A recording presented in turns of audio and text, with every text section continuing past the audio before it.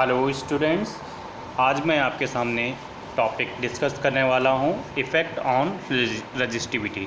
यानी प्रतिरोधकता को कौन से कारक निर्भर करते हैं। ठीक है, तो टॉपिक को डिस्कस करने से पहले मैं आपको कुछ बात करने वाला हूं कि आप वीडियोस को पूरा ज़रूर देखें, क्योंकि जब आप वीडियोस को पूरा देखेंगे तो आपको हर 1 बाय 1 पॉइंट्स जो हैं क्लियर होंगे। ठीक है, तो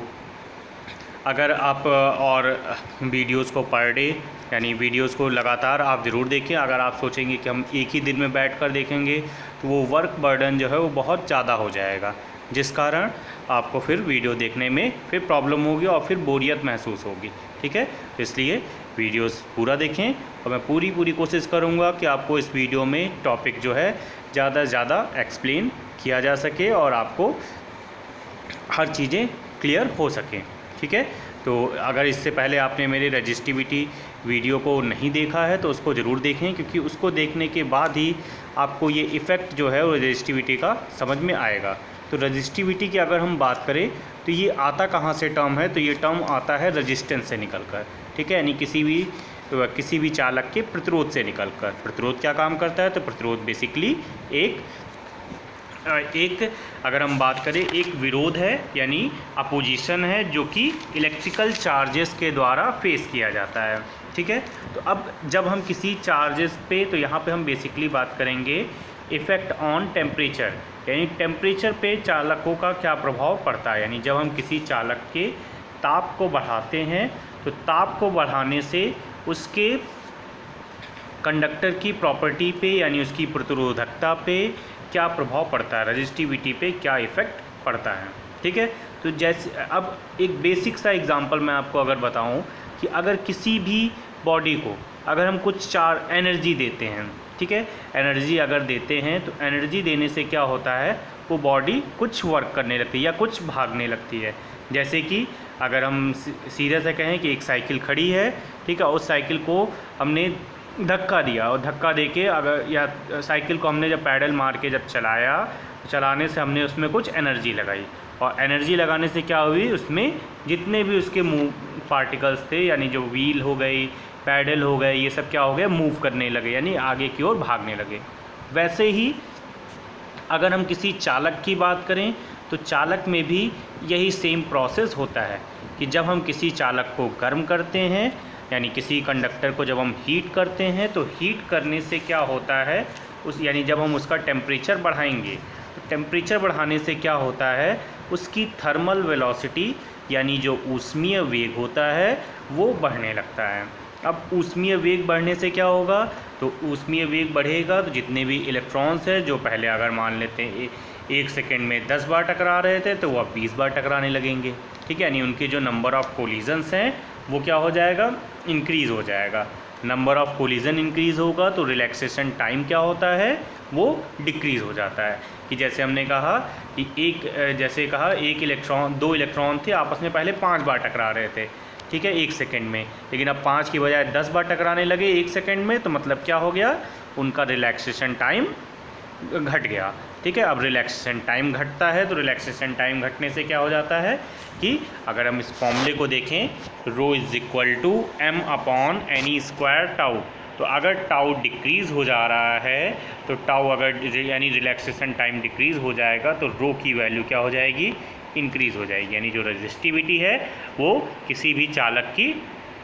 बढ़ जाएगी। और अगर रजिस्टिविटी बढ़ जाती है तो हम कहते हैं कि उसका रेजिस्टेंस भी इंक्रीज़ हो गया। ठीक है, यानी रेजिस्टेंस भी उसका इंक्रीज़ हो गया। अब मैंने एक टर्म आपको ये भी बताया था कि अगर किसी का रेजिस्टेंस इंक्रीज़ होता है तो उसका जो कंडक्टेंस है यानी जी, ठीक है, कंडक्टेंस किसके इन्वर्सली प्रोपोर्शनल होता है, रेजिस्टेंस के इन्वर्सली प्रोपोर्शनल होता है। यानी अगर उसका रेजिस्टेंस इंक्रीज़ होगा तो उसका कंडक्टेंस उतना ही कम हो जाएगा। ठीक है, यानी अगर हम ये कहते हैं कि अगर किसी भी चालक का ताप बढ़ाते हैं तो चालक का ताप बढ़ने से उसमें यानी जो करंट की वैल्यू है वो क्या हो जाएगी, डिक्रीज़ हो जाएगी। तो इसलिए हम कहते हैं कि टेम्परेचर जो है वो कंडक्टर्स का कभी भी ना बढ़े। ठीक है, यानी अगर टेम्परेचर नहीं बढ़ेगा तो उसकी प्रतिरोधकता का मान भी कम से कम रहेगा। ठीक है, अब यहाँ पे एक टर्म की हम बात करते हैं कि रजिस्टिविटी का जब हम यानी किसी भी मेटल कंडक्टर को जब हम हीट करते हैं तो हीट करने से क्या होता है, वहाँ पे उसके टेम्परेचर में वृद्धि होती है और उस यानी टेम्परेचर जो है राइज करता है। और अगर हम बात करें कि अगर हम रेजिस्टेंस 1 ओम लें और टेम्परेचर 1 डिग्री सेल्सियस बढ़ाएं, ठीक है, यानी 1 ओम टेम्परेचर लेने पर 1 डिग्री सेल्सियस अगर हम टेम्परेचर राइज कर रहे हैं तो उसमें जो टेम्परेचर राइज होता है उसे हम कहते हैं अल्फ़ा, ठीक है, जिसे हम हिंदी में कहते हैं प्रतिरोध ताप गुणांक, यानी thermal coefficient of resistivity alpha, जो इसकी वैल्यू जो होती है हमारे पास वो होती है R माइनस R0 अपॉन में R0 डेल्टा T, ठीक है, ये हमारे पास इसकी वैल्यू होती है। Alpha is equal to R minus R0 upon में R0 डेल्टा T, ठीक है। तो अब इस फॉर्मूले को अगर हम सॉर्ट आउट करेंगे तो यहाँ पे हमें जो फॉर्मूला मिल जाता है वो मिल जाता है R is equal to R0 bracket में 1 प्लस अल्फ़ा डेल्टा T, ठीक है। R is equal to rho L upon A में जब चेंज करते हैं तो ये फॉर्मूला वापस इसमें कन्वर्ट हो जाता है, यानी रो T, यहाँ पे T क्या है, यानी जितने डिग्री सेल्सियस पर हमने इस रेजिस्टेंस को हीट किया, ठीक है, यानी इस चालक को हमने जितने डिग्री सेल्सियस तक हीट किया। R0 क्या है यहाँ पे, तो R0 जो है यहाँ पे वो 0 डिग्री सेल्सियस पर प्रतिरोध को यानी रेजिस्टेंस को शो करता है। अल्फ़ा क्या है, तो अल्फ़ा है प्रतिरोध ताप गुणांक हम कहते हैं, यानी एक कांस्टेंट है। और डेल्टा T यहाँ पे क्या है, या T की बात करें जो कि एक टेम्परेचर है, जितने डिग्री सेल्सियस पर हम इसको हीट कर रहे हैं, ठीक है। तो ये हमारा फॉर्मूला आ जाता है, यानी इफ़ेक्ट ऑन रजिस्टिविटी की हम बात करते हैं। तो मेटल कंडक्टर यानी जो कंडक्टर है उसमें हमने बात की, तो जैसे हम किसी भी चालक का टेम्परेचर बढ़ाते हैं तो टेम्परेचर बढ़ाने से क्या होता है, उसकी रजिस्टिविटी भी यानी जो प्रतिरोधकता है वो क्या हो जाती है, बढ़ जाती है, यानी रेजिस्टेंस भी बढ़ जाता है, ठीक है। नेक्स्ट टर्म की हम बात करते हैं, तो नेक्स्ट टर्म है हमारे पास कि इंसुलेटर्स, ठीक है, यानी इंसुलेटर्स की अगर हम बात करें तो इंसुलेटर में जब हम टेम्परेचर बढ़ाते हैं तो टेम्परेचर बढ़ाने से क्या होता है, उसका रेजिस्टेंस जो है वो डिक्रीज़ हो जाता है, ठीक है, यानी इंसुलेटर में जब हम टेम्परेचर बढ़ाएंगे तो टेम्परेचर बढ़ाने से क्या होता है, उसका रेजिस्टेंस घट जाता है, ठीक है। ऐसा क्यों होता है कि जब हम टेम्परेचर बढ़ाते हैं, ठीक है, टेम्परेचर बढ़ाते हैं, लेकिन ये जो होता है, ये जो प्रोसेस होता है ये बहुत ही कम टेम्परेचर पर नहीं होता है स्टूडेंट्स, ठीक है, यानी इस प्रोसेस को करने के लिए हमें टेम्परेचर बहुत ही ज़्यादा बढ़ाना पड़ता है, ठीक है, यानी जब हम बहुत ज़्यादा टेम्परेचर बढ़ाते हैं तो जब बहुत ज़्यादा टेम्परेचर बढ़ता है तो बहुत ज़्यादा टेम्परेचर बढ़ाने पर एक पर्टिकुलर टेम्परेचर पर क्या होता है, उसका टेम्परेचर रेजिस्टेंस जो है वो डिक्रीज़ होने लगता है, ठीक है, और डिक्रीज़ होने के बाद उसे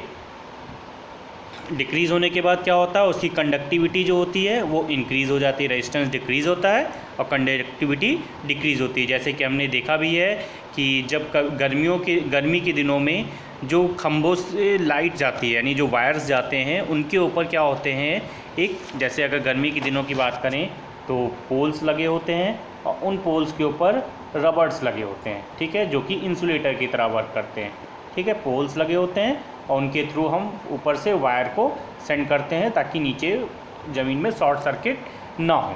ठीक है। लेकिन जब गर्मी बहुत ज़्यादा बढ़ जाती है तो इन रबर्स का टेम्परेचर भी क्या होता है, वो राइज़ करने लगता है और राइज़ करते करते एक टाइम ऐसा आता है कि इसके अंदर जो इलेक्ट्रॉन्स होते हैं वो फ्री होकर बाहर निकल जाते हैं इसके न्यूक्लियस से, ठीक है, और इस कारण यहाँ पे करंट फ्लो होना स्टार्ट हो जाती है, ठीक है, और करंट जैसे ही फ्लो होती है तो वहाँ से क्या होता है, ये सर्किट यहाँ से कंप्लीट होके चला जाता है तो हमारा शॉर्ट सर्किट हो जाता है, ठीक है, और इसी को हम क्या कहते हैं, ब्रेकडाउन ऑफ इंसुलेशन, ठीक है, यानी इंसुलेटर में यानी किसी कुचालकों में जो ब्रेकडाउन होता है, इलेक्ट्रिसिटी ब्रेकडाउन होता है, ठीक है, तो गर्मी के दिनों में ये हमें ज़्यादातर देखने को मिलता है,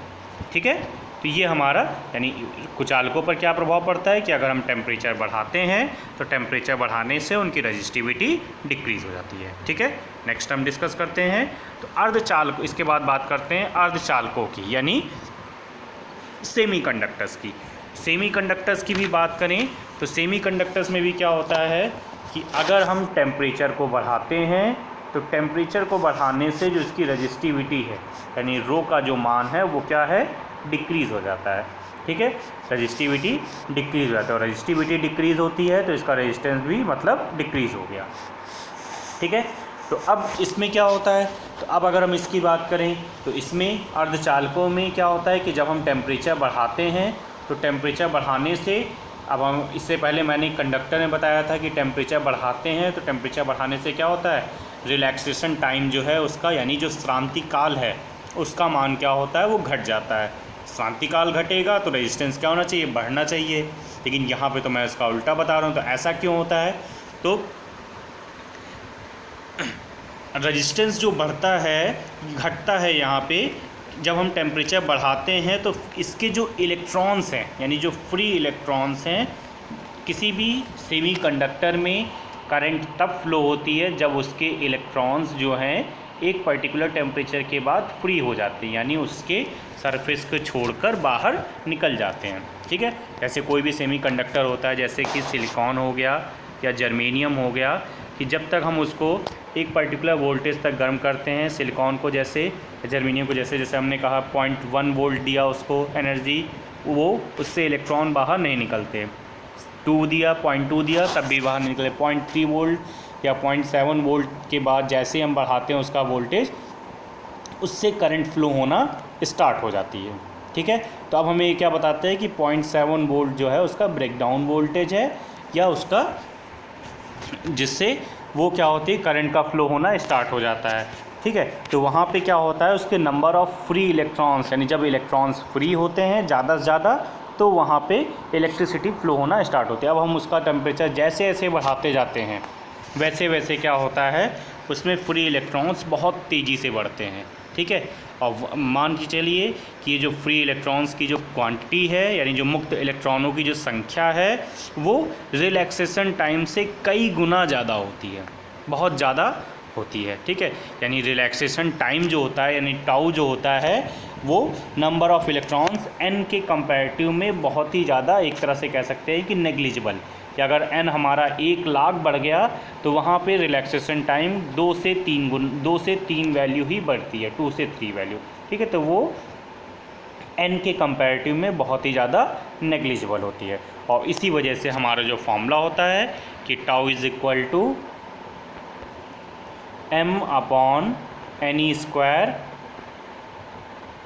टाउ तो rho is equal to m upon any square tau तो इंक्रीज़ करता है। ठीक है, बट इसकी वैल्यू इतनी नेग्लिजिबल होती है कि इसको हम पूरी तरह से छोड़ देते हैं और n हमारा डिक्रीज़ करता है, लेकिन इसकी वैल्यू नेग्लिजिबल होने के कारण हम इसको छोड़ देते हैं और n की वैल्यू बहुत तेज़ी से इंक्रीज़ करती है। ठीक है, इंक्रीज़ करने के कारण अब जब n बढ़ेगा तो यहाँ पर रो की वैल्यू क्या हो जाती है, डिक्रीज़ करने लगती है, और रो की वैल्यू डिक्रीज़ करेगी तो R की वैल्यू भी डिक्रीज़ करने लगेगी, यानी जो इसका रेजिस्टेंस है वो भी घटने लगता है। ठीक है, I think this is clear to all. Next बढ़ते हैं इसके बाद। तो नेक्स्ट हम बात करें कि सुपर कंडक्टिविटी। ठीक है, सुपर कंडक्टिविटी क्या होती है, यानी कुछ मटेरियल यानी अति चालकता, और कुछ मटेरियल्स ऐसे भी होते हैं जिनके जब हम ताप बढ़ाते हैं यानी एक पर्टिकुलर टेम्परेचर पर उनका जो रेजिस्टेंस है बहुत तेज़ी से घटने लगता है। यानी कुछ मटेरियल्स ऐसे भी होते हैं जिनका जो कि एक पर्टिकुलर टेम्परेचर पर क्या होता है, उनका रेजिस्टेंस बहुत तेज़ी से घटता है और कुछ टाइम बाद वो क्या हो जाता है, शून्य हो जाता है। ठीक है, ये जो मटेरियल हैं वो बनाए जाते हैं बहुत ही लो टेम्परेचर पर। ठीक है, और बात करें अगर हम कि जिस टेम्परेचर पर इनकी यानी जिस ताप पर इनमें चालकता की घटना होती है, यानी जिस ताप पर ये अति चालकता की घटना होती है उस ताप को हम क्या कहते हैं, क्रांतिक ताप यानी क्रिटिकल टेम्परेचर कहते हैं। अति चालकता को सबसे पहले किस में देखा गया, तो पारे में देखा गया कि जब पारे को हम 4.2 केल्विन ताप पर ठंडा किया हमने तो पारा ने क्या किया, अति चालकता का गुण दिखाया, यानी उसमें प्रतिरोधकता जो है यानी जो रेजिस्टिविटी है वो पूरी तरह से ख़त्म हो गई। ठीक है, और रेजिस्टिविटी ख़त्म होने की अवस्था में जो मैग्नेटिक फील्ड है वो भी क्या हो जाता है, पूरी तरह से शून्य हो जाता है, और इसी इफेक्ट को हम मेसनर इफेक्ट ही कहते हैं। ठीक है, तो जो सुपर कंडक्टिविटी है उसको हमें ध्यान रखना है कि ये हमेशा क्या होती है, बहुत ही लो टेम्परेचर पर होती है। ठीक है, और सुपर कंडक्टिविटी में क्या होता है, सुपर कंडक्टिविटी में रजिस्टिविटी 0 हो जाती है और उसमें मैग्नेटिक फील्ड भी 0 हो जाता है। ठीक है, ठीक, तो यहाँ तक आपको ये जानना है। ठीक है, आपने सीख लिया है। उसके बाद एक टर्म मैं और डिस्कस करता हूँ यहाँ पे कि एलॉयज़ पर क्या इफ़ेक्ट पड़ता है। ठीक है, जैसे इससे पहले मैंने आपको मेटल कंडक्टर के बारे में बताया था, तो मेटल कंडक्टर के बाद एक मैं टर्म और डिस्कस करता हूँ कि एलॉयज़ पर क्या इफ़ेक्ट पड़ता है रजिस्टिविटी का एलॉयज़ पर। तो किसी भी एलॉय की बात करें, एलॉय बेसिकली होता क्या है, तो एलॉय की बात करें तो एलॉय होता है basically combination of two metals. ठीक है, यानी जब हम कभी दो मेटल को आपस में जोड़ देते हैं तो वहाँ पे वो क्या काम करने लगता है, एलॉय का। एलॉय का आजकल हमारे डेली यूज़ में बहुत ज़्यादा है कि जितने भी वायर होते हैं वो प्रॉपर एक सिंगल मटेरियल के नहीं बने होते, वो हमेशा किसके बनाए जाते हैं, एलॉय के। ठीक है, तो एलॉय अगर हम बात करें तो एलॉय की अगर हम बात करें तो एलॉय हमारे यानी लैब में एलॉय में जैसे ही हम मटेरियल मिलाते हैं तो उसका रजिस्टिविटी का बिहेवियर जो होता है वो चेंज हो जाता है। ठीक है, अब इससे क्या होता है कि अब जब हम टेम्परेचर बढ़ाते हैं तो टेम्परेचर बढ़ाने से वो जो अल्फ़ा की वैल्यू है, यानी जो coefficient of thermal resistivity, thermal coefficient of जो रजिस्टिविटी है, प्रतिरोध ताप गुणांक है, वो बहुत ही स्मॉल वैल्यू ऑफ चेंज को दिखाता है। ठीक है, तो एलॉयज़ में क्या होता है कि जब हम टेम्परेचर को बढ़ाते हैं तो टेम्परेचर को बढ़ाने से उसकी रजिस्टिविटी में नो चेंज। ठीक है, यानी कोई चेंज नहीं आता। ठीक है, तो ये चीज़ हमें जाननी है और इसी वजह से हम क्या करते हैं, इस टाइप के जो मतलब वायर्स हो गए या मटेरियल हो गए, इनको हम लैब में यानी फिजिक्स लैब में यूज़ करते हैं। तो एग्ज़ामिनर का कई बार ये स्टूडेंट से क्वेश्चन भी पूछता है कि किस तरह के मटेरियल में अगर हम टेम्परेचर बढ़ाएं तो उसकी रजिस्टिविटी में कोई चेंज नहीं आएगा। ठीक है, तो कभी कभी वो उसके 2-3 तरह के मेटल दे देगा, उसमें कॉम्बिनेशन ऑफ जब 2 मेटल्स की बात करेगा, 2 या मोर मेटल्स की, तो वो क्या बन जाता है, एक एलॉय बन जाता है और वहाँ पे उसके रेजिस्टेंस में बिल्कुल भी यानी लगभग नेग्लिजिबल चेंज आता है, वो बिल्कुल ना के बराबर। ठीक है, तो उसे हम कहते हैं कि यहाँ पे एलॉय में किसी तरह का रजिस्टिविटी चेंज नहीं होती। ठीक है, तो ये यहाँ तक आप सभी लोग वीडियो को देखिए, समझिए और अगर कोई टर्म ना समझ में आए मुझे कमेंट सेक्शन में कमेंट करिए। थैंक यू क्लास, सभी लोग घर पे रहिए, सुरक्षित रहिए।